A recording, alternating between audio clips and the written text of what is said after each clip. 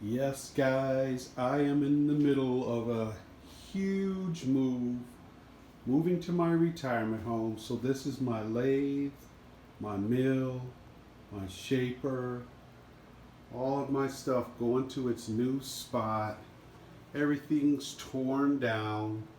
This is the new basement it's going into, and it's really sad that everything is just pieces right now. Just everything is broken down into pieces.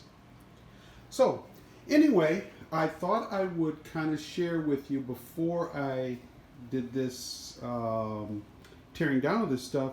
I did a little melt video, but that's the reason why I am not posting is because I'm moving and lazy. All right. This is a whole bunch of these not slag. These are shavings from the lathe. What I'll do is I'll put those in there.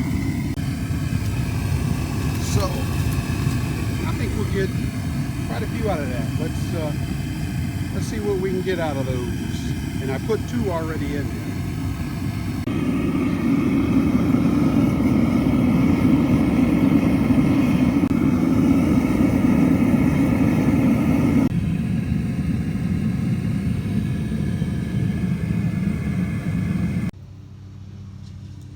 There she is.